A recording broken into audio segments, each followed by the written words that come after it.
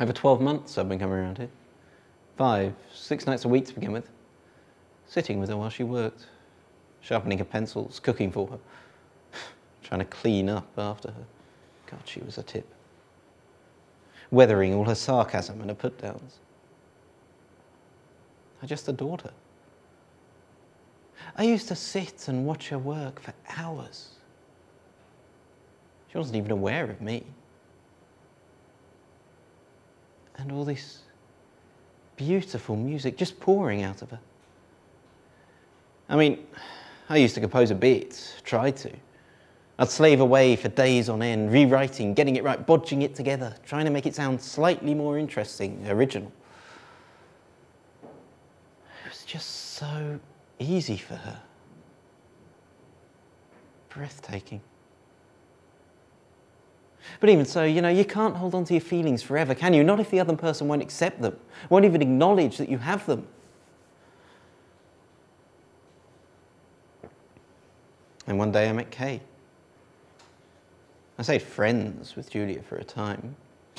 Friends. Well, whatever.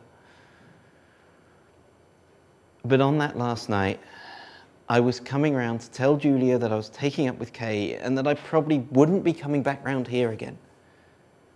To be honest with you, I didn't think Julia was going to give us stuff one way or the other. But when I got here, there she was, actually waiting for me. She'd even brushed her hair, tidied the room. The worst thing of all, it was the first thing I saw when I came in. She'd made that bed. Clean sheets. God knows where she got them. Probably the first time she'd ever done it. I tell you, my heart sank. But to give him my due, I didn't slink off and write her a letter, though it did cross my mind. I'd come round to tell Julia that I was leaving her, and eventually I did tell her, when I got a word in edgeways. I don't think she believed me. Not at first, anyway. She kept saying, no, you don't understand, I love you, you see, I love you, I know now I love you.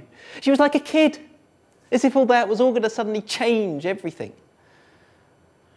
She had no idea. She started to cry. I told her not to be silly, and then she got angry. I think I got angry as well. And then she started getting really stupid and talking about ending it all and things, and that made me really mad, because, well, bugger it, I put up with a hell of a lot for over a year, and she'd never considered my feelings, not once.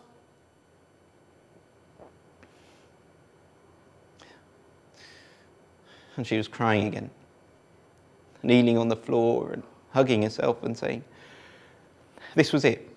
This was the last time I'd see her, and how could I do this to her? And anyway, I left. I couldn't take any more. I went straight to a party at the other end of town. Can you imagine that? Going to a party? Jesus. And I got pissed and slept on someone's sofa. In the morning, I decided maybe I'd better come round, see how she was.